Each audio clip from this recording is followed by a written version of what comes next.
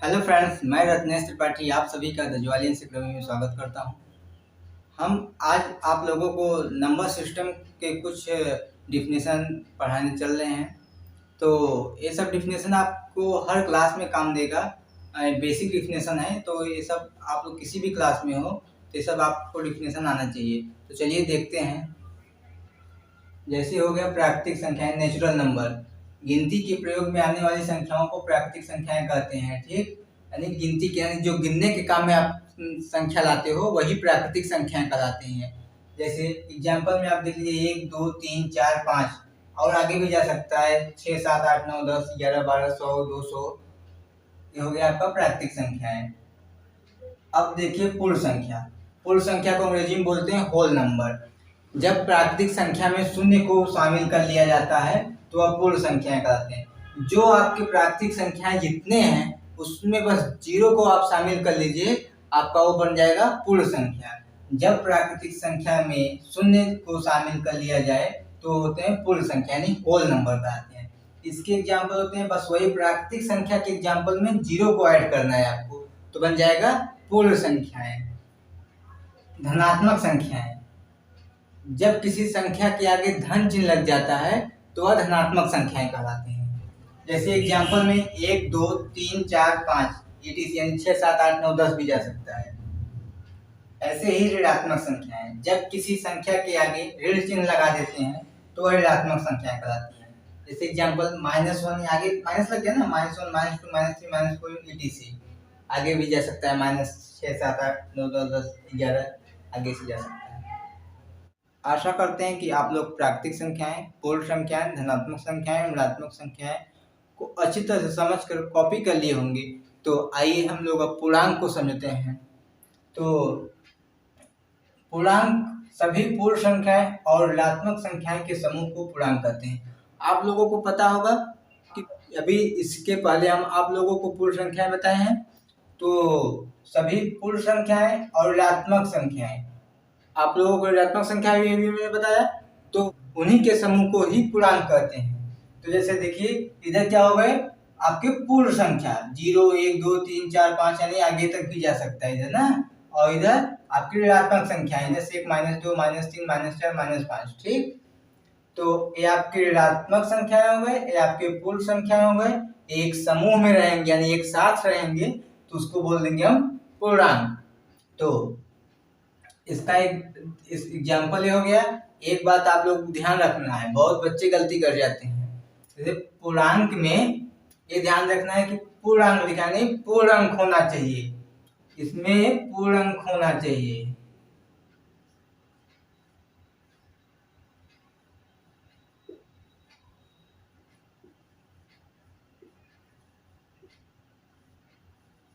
पूर्ण अंक होना चाहिए। अब आप लोग सोच रहे होंगे पूर्ण अंक का मतलब क्या होता है। जैसे देखिए एक क्या है, पूर्ण अंक है। 2 क्या है, पूर्ण अंक है। तो देखिए जैसे कि अगर आ गया कि 4.5 क्या एक पूर्णांक है, तो नहीं है, क्योंकि ये पूर्णांक नहीं है, तो ये पूर्णांक नहीं है। क्या है 1/2 एक पूर्णांक है, तो ये भी एक पूर्णांक नहीं है, क्योंकि 0.5 होगा।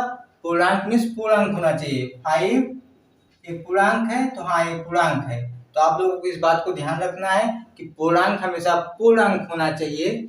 और तो हम आशा करते हैं कि आप लोग पूर्णांक समझ में आ गया होगा। तो अब हम लोग सम संख्या को देखते हैं। अब सम संख्या के लिए, सम संख्या को इंग्लिश में बोलते हैं इवन नंबर। ध्यान रखिएगा, वह संख्या जो 2 से पूर्ण रूप से कट जाए वह सम संख्या होता है, यानी इवन नंबर होता है। एग्जाम्पल 2 4 6 8, यानी जो 2 से संख्याएं कट जाए वो सभी सम संख्याएं होती हैं। इस बात को आप ध्यान रखिए और कॉपी करिए। हम आप लोगों को आगे विषम संख्याएं, भाज्य और अभाज्य संख्या पढ़ाते हैं। आशा करते हैं कि आप लोग इसको कॉपी कर लिए होंगे। तो हम इरेज करते हैं और आगे आप लोगों को विषम संख्या समझाते हैं। अब हम लोग विषम संख्या को पढ़ेंगे। तो आप लोगों ने सम संख्या में देखा कि वह संख्या जो 2 से कट जाए वह सम संख्या होती है। और विषम संख्या में क्या होगा कि वह संख्या जो 2 से न कटे, यानी जो 2 से विभाजित न हो, वह संख्या क्या कहलाएगी, विषम संख्या। आइए देखते हैं।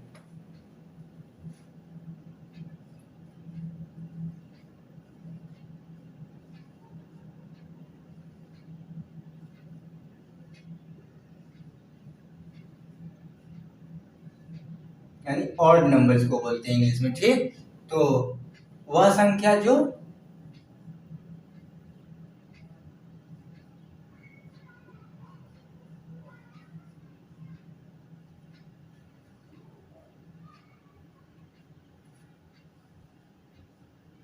2 से पूर्णतः विभाजित न हो।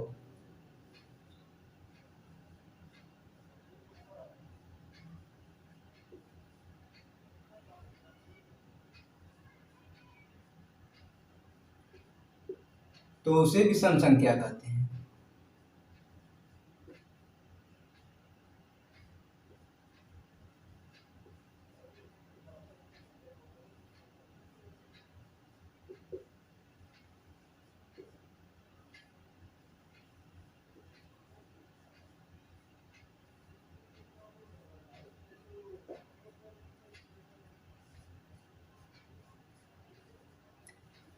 तो आप लोग समझ में आ गया विषम संख्या कि वह संख्या जो 2 से पूर्णतः विभाजित न हो तो वह विषम संख्या कहलाती है।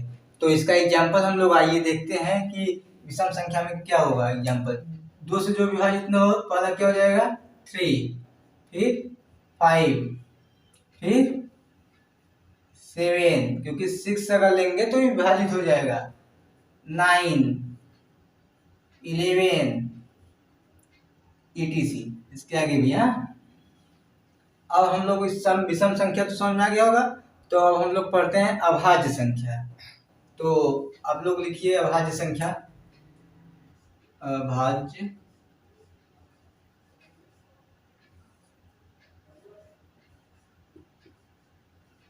संख्या, इसको इंग्लिश में क्या बोलते हैं, प्राइम नंबर।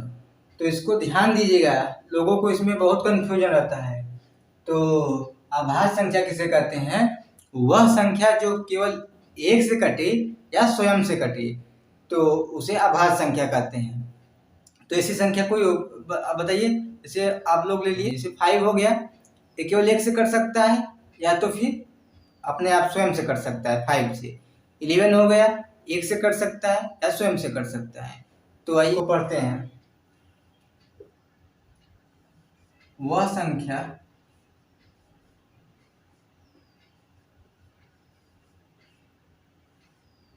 जो केवल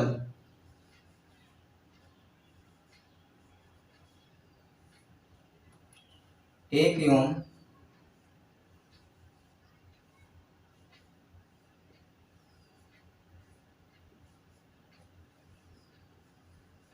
स्वयं से कटे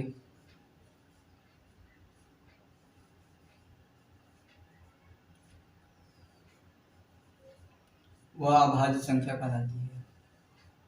संख्या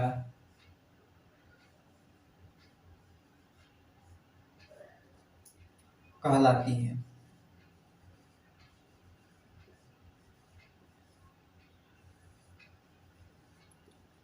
आशा करते हैं कि आप लोगों को अभाज्य संख्या अच्छी तरह समझ में आया होगा। अब हम आप लोगों को इसका एग्जांपल बताते हैं। 2, 3, 5, 7, 11, 13, etc।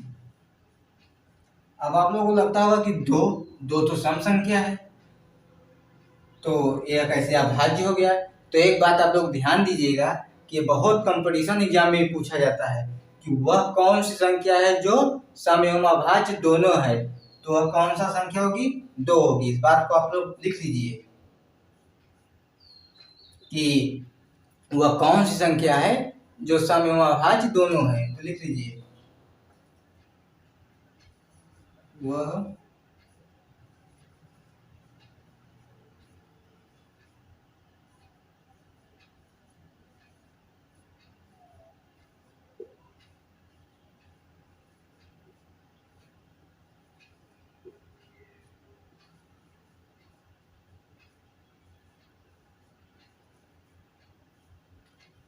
सम एवं अभाज्य दोनों है।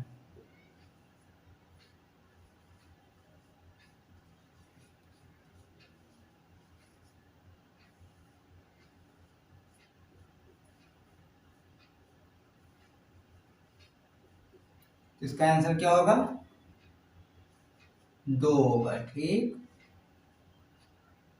ये आपका क्वेश्चन हो गया, आपका आंसर हो गया। 2 एक ऐसी संख्या है जो समय व अभाज्य दोनों में आती है। तो आशा करते हैं कि आप लोगों को समझ में आ गया होगा। आप लोग इसको कॉपी कर लो और अधिक से अधिक लोगों के पास शेयर करो, जिससे सरल भाषा में लोगों को समझ में आ सके। और ऐसे ही वीडियो के लिए हमारे YouTube चैनल द ज्वालेंस एकेडमी को सब्सक्राइब भी करो और बेल आइकन को भी प्रेस करो, जिससे आने वाली नई वीडियो आप तक उपलब्ध हो सके। धन्यवाद।